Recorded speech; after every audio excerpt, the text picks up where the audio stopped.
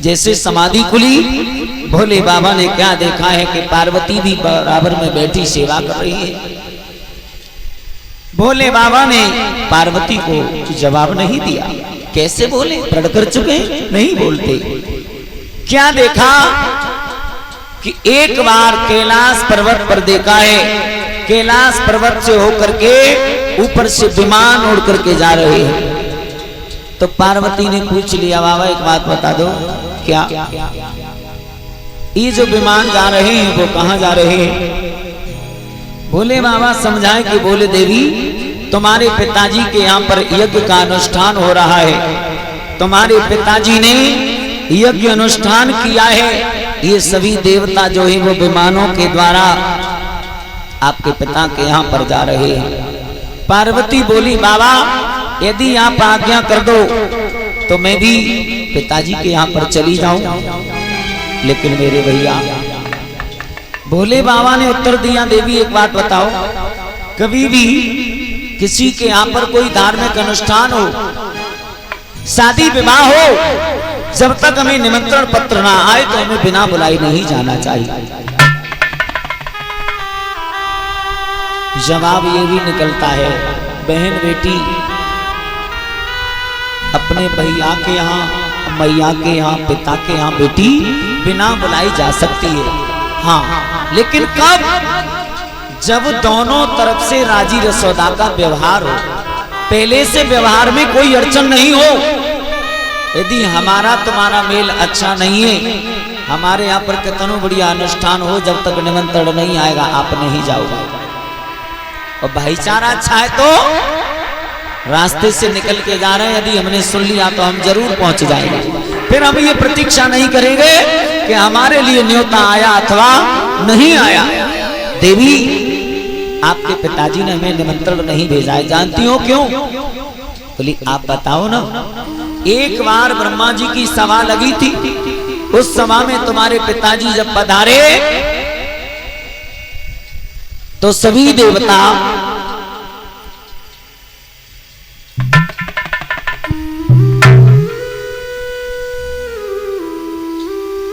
अपने अपने आसन से उठकर के खड़े हो गए।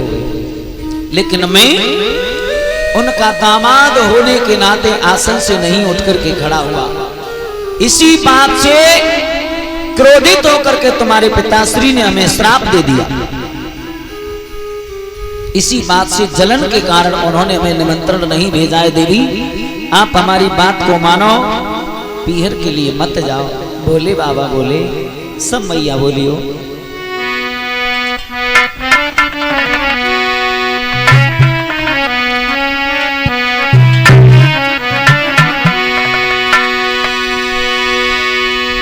कि मेरी प्यारी सती और पीहर जइयो मती मान जाना, वहां जाके लगे ना ठिकाना।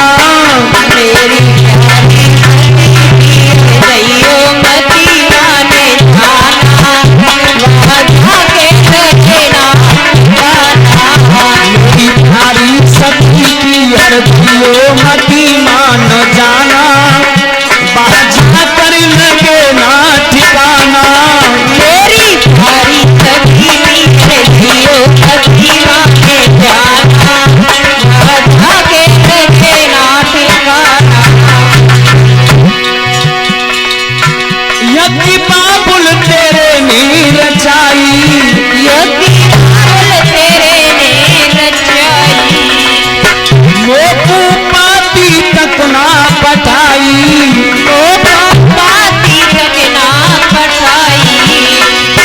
दुख है भारी हमें कैसे आज्ञा तुम्हें भी बताना,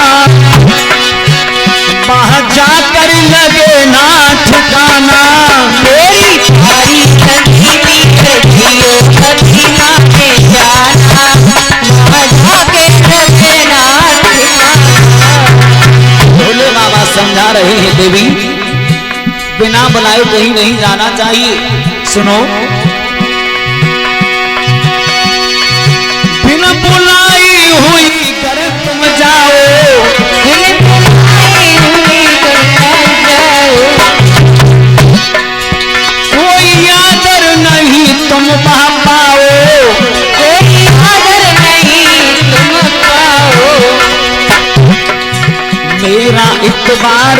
दिल में जो फिक्र सब भुलाना, वहाँ जाकर लगे ना ठिकाना।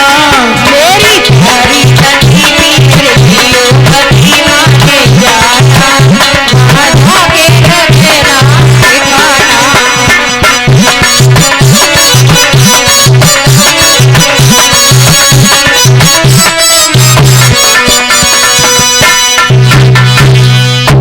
भोले बाबा ने कहा देवी, बिना बुलाए कहीं भी जाना अनादर का कारण बन जाता है, इसलिए आप हमारी बात मानो तो पीहर मत जाओ।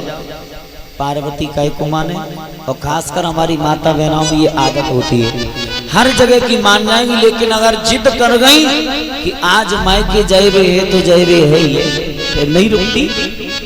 मैया पार्वती जिद कर गई। भोले बाबा ने क्या काम किया, दो गढ़ों को साथ में किया और पार्वती के लिए आदेश कर दिया, जाओ। पार्वती मैया वहां से चली। मेरे भैया सुखदेव जी महाराज वर्णन करते हैं, राजन परीक्षित, पार्वती मैया जब अपने मायके में पहुंची तो संग की जो सहेलियां हती बड़ी रोल चोल से रहे। एक ने देखो तो दूसरी थी बोली, बहना देख, आज पार्वती बहन आ रही है सामने से, और दीदी एक बात बताएं। बोली हाँ। वो नादिया वालों नहीं आओ साथ में, नादिया वाला नजर नहीं आ रहा, आज तो अकेली चली आ रही है। कहीं ऐसा तो नहीं कि जहां में खटपट कोई हो गई हो आपस में। पार्वती जी पास में आई। पार्वती के मन में भाव है, पिता ने न्योताई तो नहीं भेजा है, जब मैं पिताजी के सामने जाऊंगी तो पिताजी अपनी गलती की मुझसे माफी मांगेंगे देख करके। ऐसा हो जाता है विकास जी, कोई हमें जानबूझ के षड्यंत्र के द्वारा न्योता ना दे, हम भली आत्मा से हम सोच बैठे कोई बात नहीं, भूल गया होगा, जब पहुंच जाएंगे तो जरूर हमें गले से लगाएगा। अभी ये तो तुम जानो, हमें नहीं पता है। जब देखेगा तो जरूर गले से लगाएगा, लेकिन वहां उल्टा हुआ। पिताजी तो मुख से बोले ही नहीं। बहनों ने जब देखा तो बहना खिल्लियां उड़ाने लगी। काहे दीदी, नादिया वालों संग में नहीं आओ, कोई बात है का? कैसे अकेली चली आई हो? पार्वती कुछ नहीं बोलती। पार्वती जाकर के अपनी मैया से मिली है। मैया ने थोड़ा धैर्य धारण कराया। माता एक ऐसा पात्र है हर किसी के लिए, दुनिया में सब रूठ जाए लेकिन मैया कभी नहीं रूठती। कितना भी कुछ हो जाए तो माता ने धैर्य धारण कराया है। श्रोताओ, मैया पार्वती जो है वो मैया से मिली बेटी, पिताजी से जाकर के मिली है तो पिताजी बोले भी नहीं, बड़ा कष्ट हुआ। यज्ञशाला में पहुंची है। यज्ञशाला में जाकर के देखा है तो यज्ञ चल रहा है, आचार्य लोग मंत्र उच्चारण कर रहे हैं। आचार्य लोग मंत्र उच्चारण कर रहे हैं। स्वाहा स्वाहा की ध्वनि गूंज रही है। सब देवताओं को स्थान है लेकिन भोले बाबा का कोई स्थान ही नहीं है। जब तक अपने अपमान की मैयाओं बारी आई ना तो पार्वती सब सहन करती रही। पिताजी हैं अभी रूठे, थोड़ी देर बाद मन जाएंगे। और जब पार्वती मैया ने देखा कि मेरे पति का कोई स्थान नहीं, मेरे पति को सब देवता अपना सिरमौर मानते, मेरे पिताजी ने पति का अपमान किया है, तो पार्वती मैया पति के अपमान को सहन नहीं कर पाई। अब तो एकदम से दाहिने पैर के अंगूठा को जमीन पर रगड़ा, योगा अग्नि को प्रकट किया और अपनी 5 भौतिक चोले को जला करके भस्म कर दिया। सती माता ने शरीर को त्याग दिया। पूरा यज्ञ विध्वंस हो गया। जो भोले बाबा ने गढ़ साथ में भेजे थे वो गढ़ दौड़े दौड़े आए, भोले बाबा को आकर के सूचना दी है। बाबा बाबा, बोले हाँ बाबा, मैया इस दुनिया में नहीं रही। भोले बाबा को क्रोध आया, एक जटा को उखाड़ करके जमीन पर पटका। उस जटा से वीरभद्र नाम का एक पहलवान प्रकट हुआ। माताओं उठ करके खड़ा हो गया।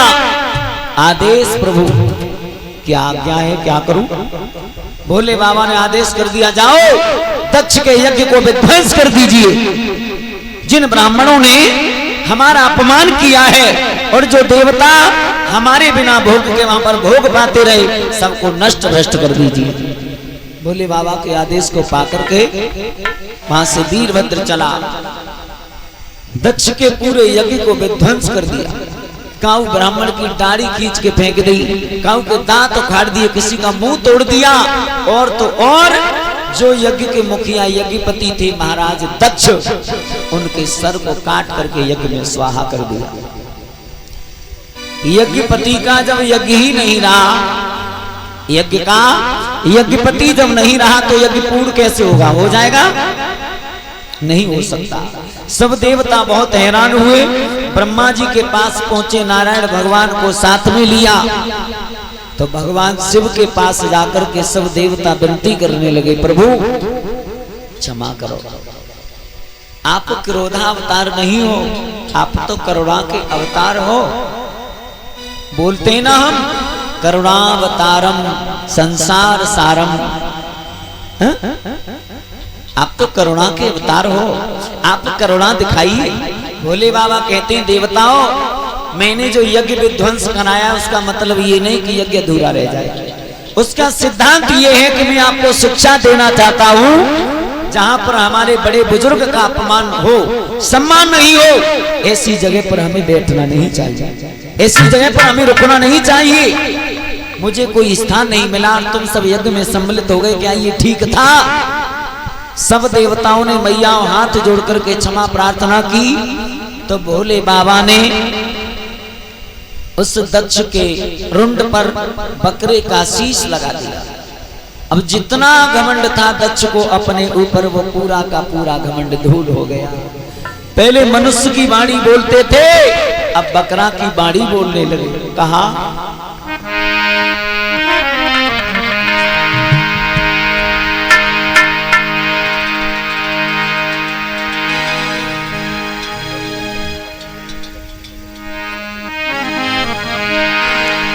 कि बकरी जो में करती है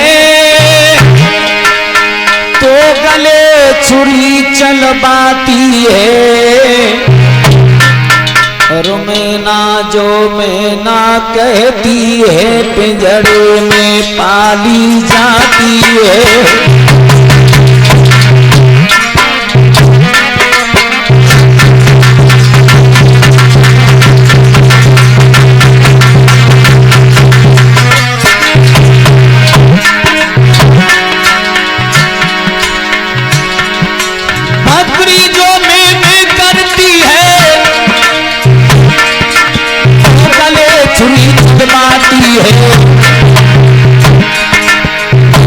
जो मैना कहती है पिंजड़े में पाली जाती है।